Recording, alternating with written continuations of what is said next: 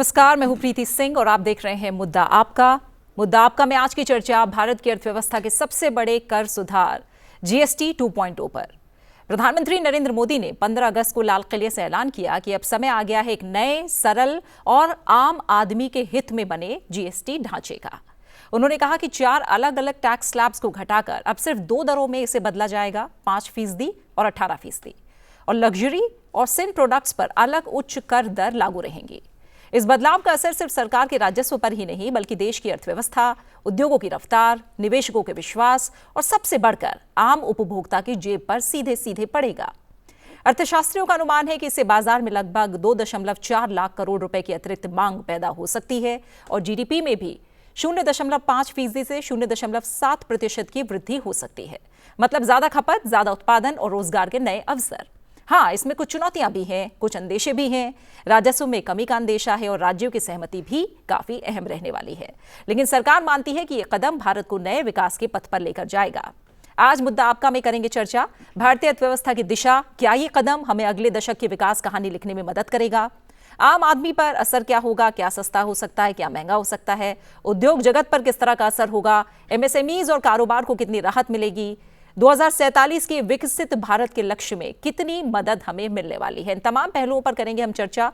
और इस पर चर्चा के लिए मेरे साथ 3 खास मेहमान आज स्टूडियो में मौजूद हैं। मेरे साथ हैं बृजमोहन अग्रवाल जी, जो कि लोकसभा सांसद हैं। बृजमोहन जी, बहुत बहुत स्वागत है आपका। शुक्रिया संसद टीवी में हमारे साथ जुड़ने के लिए।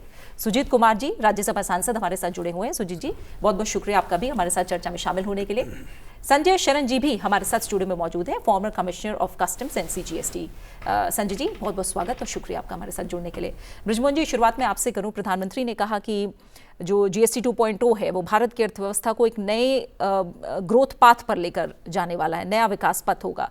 आपकी पहली प्रतिक्रिया क्या होगी? क्या ये सुधार वाकई हमें एक नई दिशा में लेकर जा रहा है?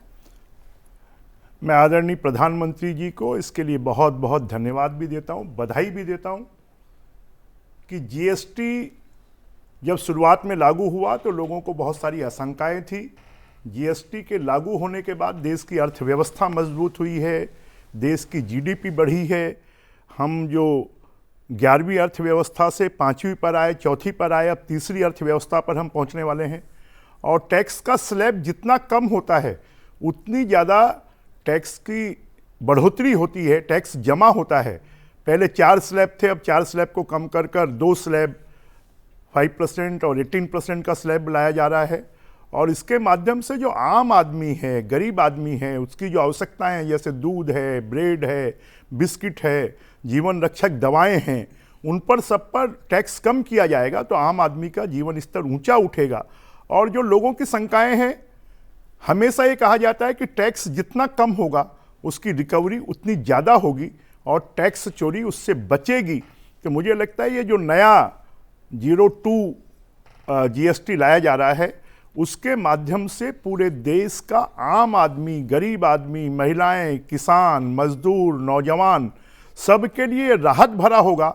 स्पोर्ट्स की सामग्रियां सस्ती होंगी, हमारे खिलाड़ी जो हैं वो बहुत तेज़ी से विकसित होंगे, क्योंकि जो खिलाड़ी होते हैं वो किसी एक वर्ग से नहीं होते, वो गरीब भी होते हैं, अमीर भी होते हैं, मजदूर के बच्चे भी होते हैं। उनको भी आगे बढ़ने में बहुत बड़ा मौका मिलेगा। किसानों को जो इनपुट्स चाहिए वो इनपुट्स भी सस्ते होंगे और उसके माध्यम से खेती किसानी में भी बहुत तेज़ी से विकास होगा।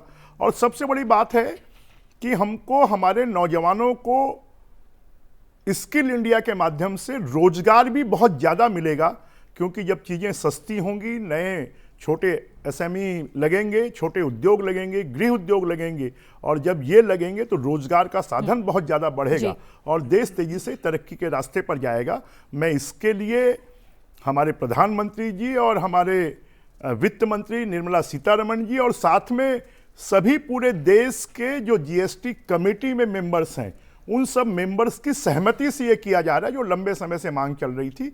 तो ये देश के विकास में एक छलांग लगाने वाला होगा और देश की अर्थव्यवस्था को तीसरे नंबर पर विश्व में लाने के लिए एक बहुत बड़ा मील का पत्थर साबित होगा। तो इसे आप बहुत बड़ा कदम मान रहे हैं। सुजीत जी, जब जीएसटी काउंसिल की बात करते हैं, कोऑपरेटिव फेडरलिज्म का प्रतीक है। अब जब दरों को सिंप्लीफाई किया गया है, आपको लगता है कि सुधार सिर्फ आम आदमी और कारोबार तक ही नहीं बल्कि राज्यों को भी दीर्घकालिक लाभ देगा? बिल्कुल। देखिए प्रीति जी, सबसे पहले तो मैं यशस्वी प्रधानमंत्री जी को बहुत बहुत धन्यवाद दूंगा और पूरे देश को मैं बधाई दूंगा। ये जो GST 2.0 जो रिफॉर्म्स है, ये हमारी जो विकसित भारत का जो सपना है 2047 तक, और ब्रिजमोहन जी ने जैसे बताया कि अभी तीसरी बड़ी अर्थव्यवस्था बनने के कगार पे हैं हम लोग, $5 ट्रिलियन इकोनॉमी बनने के कगार पे हैं, और 2047 तक $25 ट्रिलियन का हमारा जो सपना है, ये एक बहुत बड़ा कदम है उस दिशा में। और जो कोऑपरेटिव फेडरलिज्म का बात आपने कहा, देखिए अभी जो GST कलेक्शन है उसका एक पार्ट जाता है स्टेट्स को, ठीक है। तो इसमें जैसे एक स्टेट्स का एक राय भी बहुत इम्पोर्टेंट हो जाता है, और ये शुरुआत में जो कलेक्शन थोड़ा सा कम होगा, इसमें स्टेट्स इनके जो ऑब्जेक्शंस हैं ये भी जायज़ हो सकता है कि स्टेट के कलेक्शन में कमी होगी। लेकिन आप देखिए कंपेंसेशन एक सेस होता है जो इसका 80,000 करोड़ के आसपास अभी आता है सरकार को, और वो दिसंबर 2025 तक उसको फेज आउट करने का था। क्यों करने का था? क्योंकि हमारे पास अभी GST का कलेक्शन लगभग 25 लाख करोड़ के आसपास पिछले साल हुआ है, जो 10%, 9.5% से ज़्यादा उसका बढ़ावा हुआ है पिछले साल को लेके। तो अभी हर स्टेट को GST कलेक्शन सफिशिएंट उनके पास आ रहा है। तो कंपेंसेशन सेस अगर फेज आउट कर लें तो कोई मतलब नहीं है कि GST को इतना कॉम्प्लिकेटेड करें। तो इसलिए ये सिंप्लीफिकेशन बहुत ज़रूरी है। और जैसे ब्रिजमोहन अग्रवाल जी ने बताया कि आप जितना सिंप्लीफाई करेंगे कलेक्शन, टैक्स रेवेन्यू उतना ही बढ़ेगा। इकोनॉमिक्स में एक थ्योरी है जो लैफर कर्व कहते हैं। टैक्स आप जितना बढ़ाएंगे, आपको याद होगा कि 70 के दशक में, 80 के दशक में 97% तक tax, income tax, personal income tax हुआ करता था, और टैक्स कलेक्शन बहुत कम था क्योंकि लोग डिक्लेयर नहीं करते थे। तो लैफर कर्व का ये फिलॉसफी है कि आप जितना कम टैक्स करेंगे तो टैक्स रेवेन्यू उतना बढ़ेगा, क्योंकि कंप्लायंस उतनी बढ़ेगी, जो कंप्लायंस बर्डन कम होगी, और इससे राज्यों को मुनाफा होगा। तो मैं नहीं मानता हूँ कि कोई राज्य इसको विरोध करेगी, और सारे राज्यों के हित में है, ये देश के हित में है। और जो आखिरी बात मैं कहना चाहता हूँ, इसमें हमारे MSMEs के लिए, खासकर इसके लिए बहुत फ़ायदा होगा, और जिससे जॉब्स क्रिएट होंगे, क्योंकि MSMEs हमारे 3 करोड़ से ज़्यादा MSMEs हैं देश में, और यही जॉब्स क्रिएट करते हैं। तो ये बहुत ही अच्छा कदम है जो ease of living, ease of doing business के लिए। संजय जी, आपकी नज़र में पहले क्या दिक्कतें सामने आ रही थी? 4 टैक्स स्लैब्स थे, कई एग्जेम्पशंस की वजह से हम देख रहे थे कि जो कंप्लायंस कॉम्प्लेक्स और डिस्प्यूट्स हैं वो भी थोड़े ज़्यादा थे। अब 2 स्लैब आ रहे हैं, इसमें आपको क्या लग रहा है? नई व्यवस्था काफ़ी क्या वाकई कंप्लायंस आसान करेगी, और जो डिस्प्यूट्स हमें देखने को मिले या लिटिगेशन जो देखने को मिला वो घटेगा? बिल्कुल घटेगा, डिस्प्यूट्स और लिटिगेशन बिल्कुल घटेगा। अभी हमारे पास जो प्रेजेंटली जो है वो 4 स्लैब्स है, 5, 12, 18 और 28, 4 स्लैब्स है। तो इसको घटा के 2 करने की बात है, और 2 में 5% और 18% की चांसेस है कि वही होगा। और जो सबसे हाईएस्ट स्लैब है वो 28% का है, तो उसको हटा दिया जाएगा उससे। तो आज भी कई विसंगतियां हैं जिसके चलते प्रॉब्लम है, जैसे क्लासिफिकेशन की विसंगतियां हैं, और दूसरी चीज़ है कि लोग टैक्स कम करने के लिए कहीं और ले जाना चाहते हैं। एक आपको एग्जांपल मैं बताता हूँ अभी क्या पोजीशन है। एक लीगल मेट्रोलॉजी एक्ट के हिसाब से अगर मान लीजिए प्री लेबल्ड है कोई चीज़ें, और उसमें 25 किलो या 25 लीटर का सामान है, तो उस पर 5% टैक्स है। लेकिन अगर वही अनब्रांडेड है तो वो टैक्स से बाहर है, जैसे चावल हुआ, दाल हुआ, इस टैक्स से बाहर है। अच्छा। तो जब ये चीज़ें लीगल मेट्रोलॉजी एक्ट को जब इसमें लिंक किया गया GST के साथ, तो लोगों ने क्या किया कि 26 किलो का या 26 लीटर के पैकेजेस बनाना शुरू कर दिए टैक्स से बचने के लिए। तो हमें लगता है कि इसको घटाने से कॉम्प्लायंस, जैसे कि दोनों ऑनरेबल MPs ने बोला कि ऑब्वियसली होगा, और क्लासिफिकेशन का जो प्रॉब्लम्स है या इन्वर्टेड ड्यूटी स्ट्रक्चर का प्रॉब्लम्स है या दूसरे प्रॉब्लम्स है, उससे भी हमें राहत मिलेगी। और भी बहुत सारी चीज़ें प्रधानमंत्री के आश्वासन के बाद या उनके अनाउंसमेंट के बाद बहुत सारी और भी चीज़ें आई हैं, जैसे रिटर्न्स को वो कहते हैं कि रिटर्न्स को हम लोग, और उसके बाद एक PIB ने एक प्रेस रिलीज भी जारी किया है, प्रेस इन्फॉर्मेशन ब्यूरो ने प्रेस रिलीज 15 अगस्त को ही जारी किया है। तो उसमें ये है कि रिटर्न्स को टेक्नोलॉजी ड्रिवन किया जाएगा, रिफ़ंड को और सरलीकरण किया जाएगा, रिफॉर्म्स का रिफ़ंड को, रिटर्न्स को, रजिस्ट्रेशन को और सरलीकरण करेंगे। आज के तारीख में जो रजिस्ट्रेशन है वो बहुत आसान नहीं है, उसमें समय लग जाता है, तो उसको भी प्रधानमंत्री का ये है कि उसको भी करेंगे। और जैसा ऑनरेबल सुधीर कुमार जी ने बताया, कॉम्पनसेशन से जब हमारे पास आया था तो उसकी बात थी कि हम उसको 5 साल के करीब रखेंगे, उसके बाद उसको बढ़ा करके अभी 26 तक किया गया है, मार्च 26 तक मेरे ख्याल से शायद है।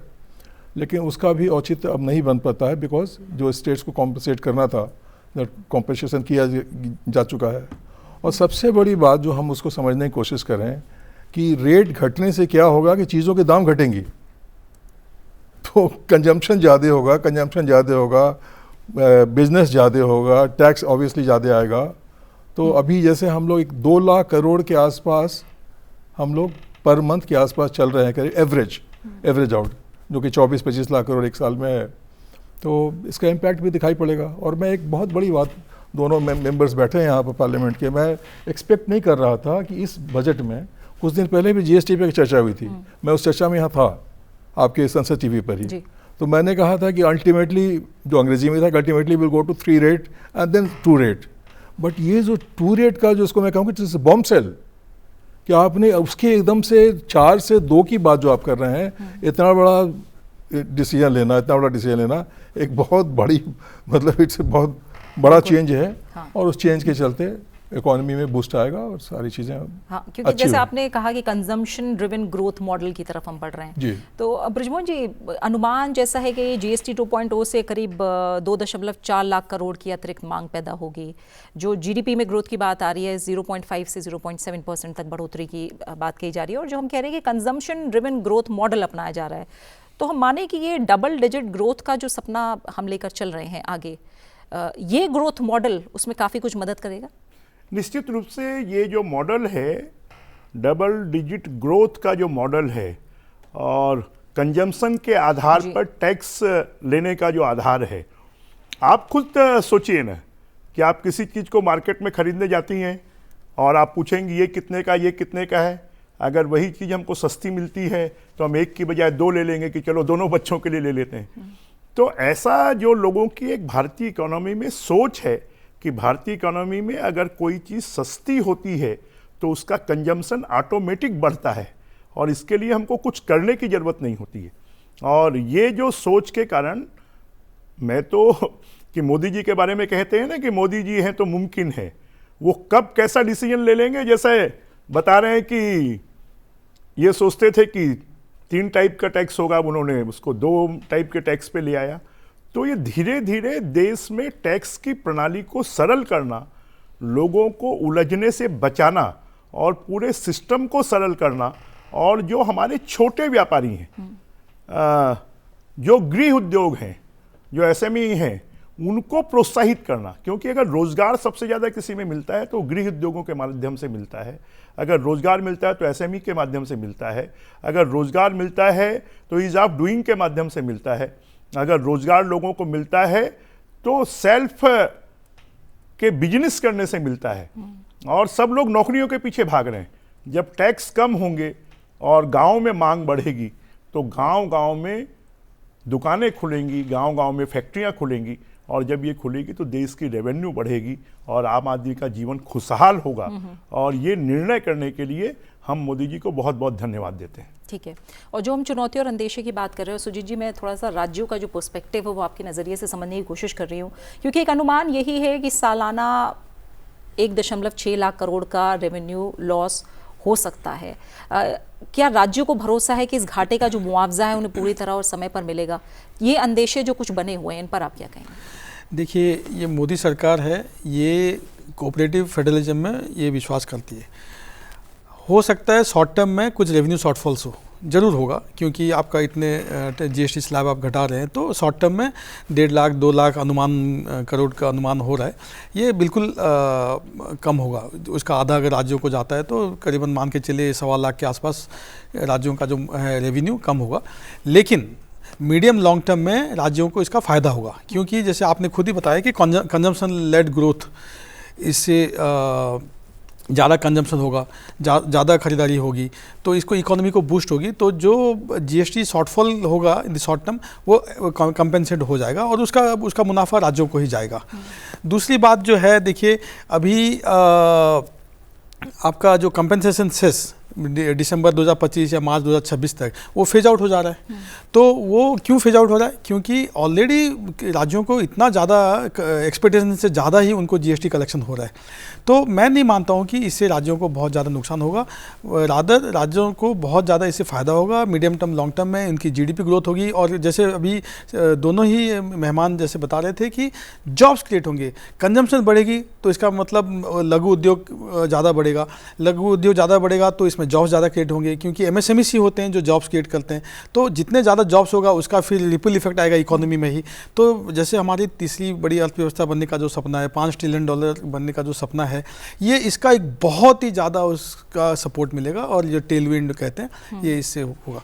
तो राज्य उसको सपोर्ट करेंगे, मुझे मेरा पूरा विश्वास है। ठीक है संजय जी, आपका असेसमेंट, टेक्निकल असेसमेंट क्या कहता है कि जब कंजम्पशन बूस्ट होगा तो क्या रेवेन्यू लॉस उससे पूरा होगा, और एक तरह से हम कहें कि डिमांड लेड रिकवरी इतनी मजबूत होगी कि जो रेवेन्यू शॉर्टफॉल है उसे न्यूट्रलाइज किया जा सके? शॉर्ट टर्म में पक्का थोड़ा सा रेवेन्यू डाउन होगा, जैसे एक बैग आप किसी चीज़ का रेवेन्यू को हटा कीजिएगा तो थोड़ा सा डाउन होगा, लेकिन अल्टीमेटली जब कंजम्पशन बढ़ना शुरू करेगा, कंजम्पशन बढ़ना ही बढ़ना है। कंजम्पशन सिर्फ सेल से लिंक्ड नहीं है, कंजम्पशन जॉब क्रिएशन से लिंक्ड है, कंजम्पशन आपके ईज ऑफ डूइंग बिजनेस से भी लिंक्ड है। तो जैसे जैसे कंजम्पशन बढ़ेगा तो हमारी रेवेन्यू फिर ऊपर बढ़ती जाएगी, और ऐसा हम लोगों ने देखा है। हम लोग इनकम टैक्स में हम लोगों ने देखा है, जैसे कि आपकी टैक्स रेट ज़्यादा थे, या पीछे लाइसेंस राज था, पीछे आप याद करिए किसी ज़माने में हर चीज़ के लाइसेंस हुआ करता था। लाइसेंस को 1991 में डिसमेंटल किया गया, उसका पॉजिटिव इम्पैक्ट पड़ा, इकॉनमी बढ़ना शुरू हो गई। तो जितने ओवर कंट्रोल्स हैं उसको अगर आप हटाएंगे आप, तो नेचुरली कंजम्पशन बढ़ेगा, और आपके एम्प्लॉयमेंट बढ़ेंगे, जॉब्स बढ़ेंगे, ईजी होगा। तो उससे अल्टीमेटली ये ईज आउट कर जाएगा और इवन आउट कर जाएगा with the passage of time, और ग्रेजुअली आप मतलब कुछ समय के बाद वो आपकी जो हमारी आज की दिन जो रिकवरी है उसकी जीएसटी की, जो करीब 2 लाख करोड़ पर महीने के हिसाब से है, तो हमको लगता है कि अल्टीमेटली हम कुछ महीनों के बाद या कुछ टाइम के बाद उसको क्रॉस करेंगे। जब हमने जीएसटी लाया भी था तो रेवेन्यू हमारी कम थी। जब हमने जीएसटी लाए थे हम लोगों ने, तो हमारे पास 60-62 लाख करोड़ के 60-62 लाख करीब रजिस्टर्ड पर्सन्स थे हमारे पास। आज 1,52,00,000 से ऊपर हैं, और इनवॉइस से ज़्यादा जनरेट हो रहे हैं, आप ई वे बिल ज़्यादा बन रहे हैं, आपके लोग ज़्यादा इस जीएसटी में। और गवर्नमेंट ने और भी बहुत सारा चीज़ें किया है, जिससे गवर्नमेंट ने एक इनडायरेक्ट या डायरेक्ट बोलिए उसको इनडायरेक्ट चेक्स रखा हुआ है गवर्नमेंट ने। जो ई वे बिल एक चेक है, आपका डाटा माइनिंग जो है बैंक में आप जाके चेक करते हैं कि लोग उसको सप्लाई करते हैं कि नहीं, क्या जेन्युइन सप्लाई है कि नहीं है। तो इस तरीके की चीज़ें लगातार हम जीएसटी कलेक्शन का रिकॉर्ड देख रहे हैं 1.8 से 2 लाख करोड़ के आसपास हर साल। हम कहें कि सिर्फ राजस्व नहीं, ease of doing business, ease of living, broader एक विजन यही रहा है इसे बढ़ावा देना राजस्व का। देखिए कंट्री, हम लोग डेमोक्रेटिक कंट्री हैं, हम लोग वी आर डेमोक्रेटिक कंट्री, और डेमोक्रेटिक कंट्री में सबको साथ लेके चलना ही है। प्रधानमंत्री भी यही बोलते हैं, सबका साथ, सबका विकास, सबका प्रयास, यही बात बोलते हैं प्रधानमंत्री भी। तो सबको लेके ही चलना है हम लोगों को इसमें। तो जो भी ईज ऑफ डूइंग बिजनेस होगा तो उससे नेचुरली वो लोगों की लिविंग स्टैंडर्ड्स अच्छे होंगे, कंजम्पशन अच्छा होगा, वो होना ही होना है। वो तो मतलब इनएविटेबल एक प्रोसेस है वो। ठीक है। तो जैसे हमने पीछे भी आपसे कहा कि जैसे कंट्रोल्स कम होते गए, जैसे पीछे मैंने कुछ कंट्रोल्स की बात की मैंने, तो कंट्रोल्स कम जैसे होते चले गए तो उससे और इकॉनमी बेटर हो गई। अगर हम आज हम कंट्रोल इकॉनमी आज भी होते हैं, हम आज मान लीजिए, तो हम जिस पोजीशन में आज तीसरी अर्थव्यवस्था हैं या चौथी अर्थव्यवस्था है, तीसरी की तरफ हम अग्रसर हो रहे हैं, वो भी नहीं होता हमारा। ठीक है। तो जो अभी शॉर्ट टर्म रेवेन्यू लॉस की बात कर रहे हैं, लेकिन एक इमीडिएट बूस्ट की अगर बात करें तो हमने देखा कि मार्केट की प्रतिक्रिया बृजमोहन जी बहुत पॉजिटिव रही। हमने देखा सेंसेक्स और निफ्टी रिकॉर्ड स्तर पर पहुंचे, ऑटो और एफएमसीजी कंपनियों का हमने देखा कि कंपनियों के शेयर चढ़े। तो आप मान रहे हैं कि निवेशकों का विश्वास इसके जरिए कहीं ना कहीं दिख रहा है और इससे एक इमीडिएट बूस्ट मिलने की संभावना है? निश्चित रूप से हमारे दोनों अतिथि जिस प्रकार की शंका जाहिर कर रहे हैं कि टैक्स कुछ कम हो सकता है पहली सालों में, मुझे नहीं लगता है कम होगा। मुझे लगता है कि टैक्स में बूस्ट होगा और रेवेन्यू बढ़ेगी। और जो हमारे इन्वेस्टर हैं, आज अगर देश की इकोनॉमी को बूस्ट करने वाले कोई लोग हैं तो वो इन्वेस्टर हैं। और अगर इन्वेस्टर ज़्यादा इन्वेस्ट करेगा तो लोगों की जेब में ज़्यादा पैसा जाएगा, और लोगों की जेब में ज़्यादा पैसा जाएगा तो परचेजिंग कैपेसिटी बढ़ेगी, और परचेजिंग कैपेसिटी बढ़ेगी तो टैक्स भी ज़्यादा जमा होगा, और टैक्स ज़्यादा जमा होगा तो डेवलपमेंट भी बहुत तेज़ी से होगा, और लोगों को एम्प्लॉयमेंट भी मिलेगा। मुझे लगता है कि जीएसटी के 2 स्लैब करना छोटी मोटी बात नहीं है। ये पूरे देश की इकोनॉमी को और पूरे देश के हर वर्ग के जीवन को सरल बनाने का एक बहुत बड़ा निर्णय है। और एक ये अच्छी बात है कि टैक्स का जब मामला आता है तो जितने टैक्स वसूल हमारे दुकानदार करते हैं, हमारे रेस्टोरेंट करते हैं, हमारे छोटे व्यवसायी करते हैं, मोदी जी ने लाल किले से इस बात को कह दिया तो देश की आम जनता तक ये मैसेज पहुंच गया है कि आने वाले समय पर ऐसा होने वाला है। और इसलिए में जो गड़बड़ होती है वो गड़बड़ भी नहीं होगी।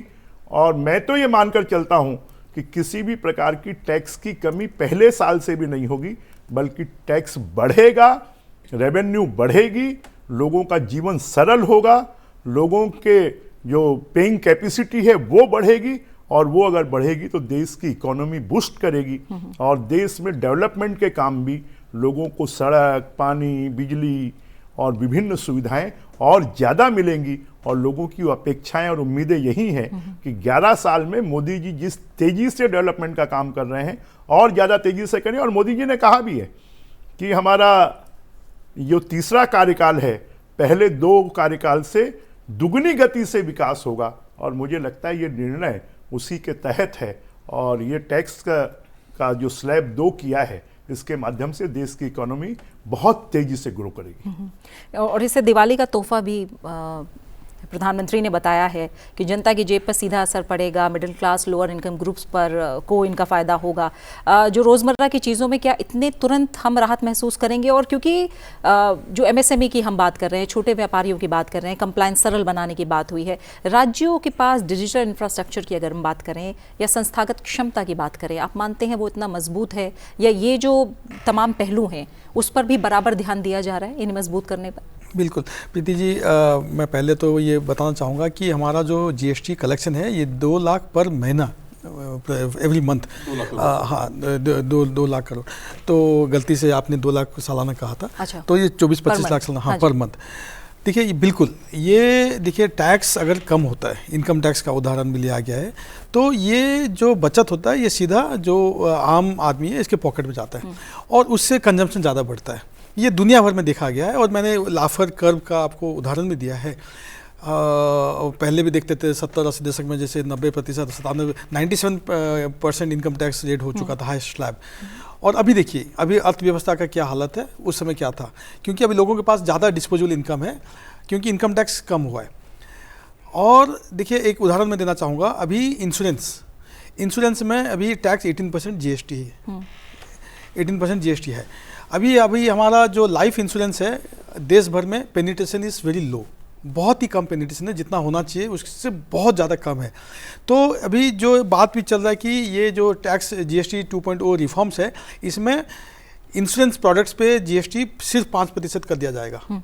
तो इससे बहुत ही ज़्यादा एक देश को फ़ायदा होगा। बहुत सारे लोग जो इंश्योरेंस खरीदने के लिए डरते हैं कि मान लीजिए 10,000 का इंश्योरेंस प्रीमियम है, उसमें फिर 1800 रुपया का टैक्स लग जाता है, तो उनको लगता है यार इतना पैसा मतलब क्यों दे। तो ये इससे ये एग्जाम्पल मैंने दिया आपको कि इससे जो लोगों के पास ज़्यादा पैसा आएगा तो लोग उसको खर्च करेंगे, जो देश के लिए अच्छा है। और ये यूनिवर्सली प्रूवन है, ये एम्पिरिकल डेटा है, इसमें ये देखा गया हर जगह पे कि जहाँ पे लोगों के पास पैसा, डिस्पोजेबल इनकम ज़्यादा होता है, टैक्स कम होता है, तो वो खर्च ही करते हैं। और वो पैसा कहाँ जाएगा? वो देश में ही रहेगा, देश की अर्थव्यवस्था को ही मजबूत करेगा। और देश की अर्थव्यवस्था कैसे मजबूत होगा? उससे ज़्यादा जॉब्स क्रिएट होंगे, ज़्यादा एमएसएमईज उससे उभर के आएंगे। तो वो देश के लिए मीडियम टर्म, देखिए मैंने जो कहा कि शॉर्ट टर्म में कुछ रेवेन्यूज़ कम हो सकता है, वो 2 महीना हो सकता है, 4 महीना हो सकता है 5-6 महीना हो सकता है, लेकिन मीडियम टू लॉन्ग टर्म में वो जरूर देश के लिए फ़ायदा है। और लोगों के पास ज़्यादा पैसा आएगा पॉकेट में, तो वो खर्च ही करेंगे देश के लिए। और कोई चैलेंजेस की आप बात करेंगे जो जीएसटी 1 में हमें दिखाई दी हो? और डिजिटल सेफगार्ड की बात है, आईटी सिस्टम्स को और मजबूत करने की बात है। एक बात थी कि कस्टम ड्यूटी और जीएसटी का कोऑर्डिनेशन थोड़ा और बेहतर होने की बात हो रही थी। तो आपको लग रहा है कि जितनी भी दिक्कतें हमें पहले देखने को मिली हैं उन पर बहुत बारीकी से ध्यान दिया जाएगा क्या इस बार? कई एरियाज़ हैं उस पर। अभी तो सिर्फ बेसिकली कुछ एरियाज़ को बताया इन्होंने, बट कई एरियाज़ हैं जहाँ पर और ध्यान देने की ज़रूरत है। जैसे फॉर एग्ज़ाम्पल जो आज की तारीख में जो फ्रॉड होता है वो आईटीसी का फ्रॉड होता है। बिल्कुल। आईटीसी का फ्रॉड क्या है, ए ने बी को सप्लाई किया, बी ने सी को सप्लाई किया। अब बी शायद बी वहाँ पर वो पेपर पर था या उसने सप्लाई नहीं किया, उसके चलते वो सी भी फंस जाता है उसमें। तो थोड़ा सा इसको हमको बैक वे में इसको करना पड़ेगा कि आप दूसरे को क्रेडिट अलाउ करना तब अलाउ कीजिए जबकि वो आदमी उसका जीएसटी पे कर दे और ए को सप्लाई को ट्रांसफ़र कर दे, उसका जीएसटी पे हो जाए। तो ऐसी कुछ चीज़ें हैं, कुछ क्षेत्रों में जीएसटी और लगाना चाहिए जो अभी उसमें ज़रूरत है, जो लगा देना चाहिए। तो ऐसी कोई चीज़ें आप कीजिएगा जिसमें आप, हमने बहुत सारा बैक करके हम लोगों ने जीएसटी में किया है, बट ये करने से काफ़ी आपके और उससे भी रेवेन्यू को बहुत बूस्ट मिलेगा। तो इन सब चीज़ों से और भी कई ऐसी चीज़ें हैं जिसमें कि थोड़ा सा और सिस्टम को या जीएसटी काउंसिल तो को। आप मानते हैं कि जब बड़े रिफॉर्म्स की बात होती है तो ये उतार चढ़ाव लगे रहते हैं, क्योंकि हम जब फास्टेस्ट ग्रोइंग इकोनॉमी की बात कह रहे हैं, हम ग्लोबल इन्वेस्टर्स की बात कह रहे हैं, आपको लग रहा है कि टैक्स रिजीम को इतना सिंप्लीफाई करेगा कि हम आने वाले समय में ग्लोबल बेंचमार्क के बराबर खड़े हो पाएं और रिफॉर्म्स में बिल्कुल हो ये पाएंगे। मैं तो आपसे पहले भी कहा मैंने कि मैं इतना सरप्राइज हूँ जबकि सीधे उन्होंने 4 से 2 की जो बात कर दी, मैं खुद बहुत हतप्रभ हूँ। मैं ये लगता था कि 3 पर आएंगे, हो सकता है 1-2 साल के बाद 2 पर जाएंगे, तो 4 से 2 जो उन्होंने किया है, ऐसा ही सिस्टम, इसी तरह का सिस्टम कई एडवांस कंट्रीज़ में है कि जहाँ के 2 स्लैब्स हैं। आखिर में बृजमोहन जी आपका क्या कमेंट रहेगा? मैंने जैसे कहा कि सुजीत जी आपसे भी हम क्लोजिंग कमेंट लेंगे। बृजमोहन जी क्या लग रहा है आगे की दिशा, क्योंकि कई उतार चढ़ाव, हमने इतना बड़ा रिफॉर्म जीएसटी जिसे माना गया, कई उतार चढ़ाव हम देखते रहे हैं, आगे की दिशा क्या कहेंगे क्लोजिंग कमेंट में आप? आगे की जो दिशा है वो देश को ग्लोबल इकोनॉमी में एक बड़ा बूस्ट देने वाली आगे की दिशा है। आगे की जो दिशा है वो आम आदमी के जीवन को बेहतर बनाने वाली दिशा है। आगे की जो दिशा है वो टैक्स के माध्यम से कम टैक्स से ज़्यादा जमा करने की जो सोच है, उसको ये हमारे देश में आदि अनादि काल से माना गया है कि जितना कम टैक्स होगा उतनी ज़्यादा सरकार के खजाने में पैसे जमा होंगे। ये चाणक्य ने भी कहा है कि सरकार का काम लोगों से ज़्यादा वसूली करना नहीं है, सरकार का काम लोगों को ज़्यादा सुविधा देना है।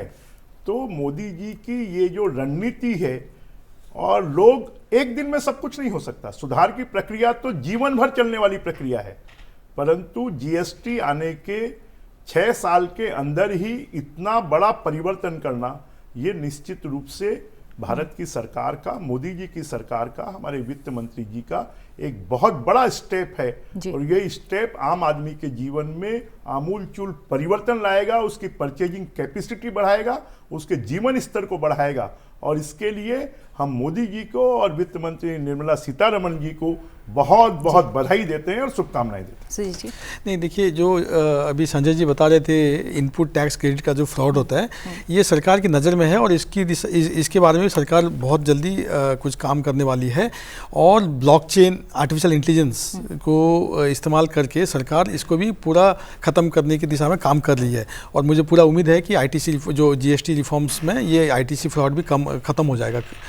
दूसरी बात है जो दोनों साथियों ने बताया कि ये देश के लिए बहुत ही अच्छा कदम है, खासकर जो हमारे जो आम आदमी हैं, एमएसएमईस हैं, एंटरप्रेन्योर्स हैं, स्टार्टअप्स हैं और आम उपभोक्ता हैं, सबके लिए ये बहुत ही अच्छा कदम है। और इसको मैं मानता हूँ कि हम पूरे देश की तरफ से प्रधानमंत्री जी को हम लोग बहुत बहुत धन्यवाद और बधाई देने चाहिए। बिल्कुल। और इसी के साथ मुद्दा आपका जो समय है वो यहीं पूरा हो गया है। इस चर्चा के लिए संजय जी आपका, सुजीत जी आपका, बृजमोहन जी आपका, तीनों मेहमानों का बहुत बहुत शुक्रिया हमारे साथ जुड़ने के लिए।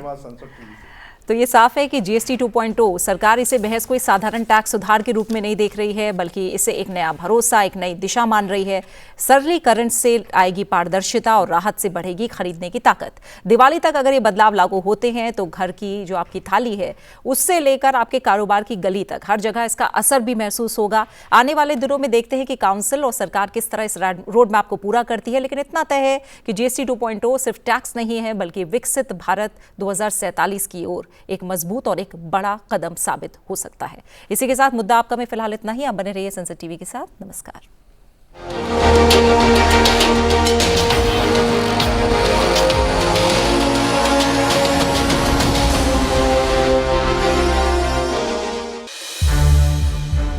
संसद टीवी के और भी प्रोग्राम्स देखने के लिए सब्सक्राइब करें हमारा YouTube चैनल।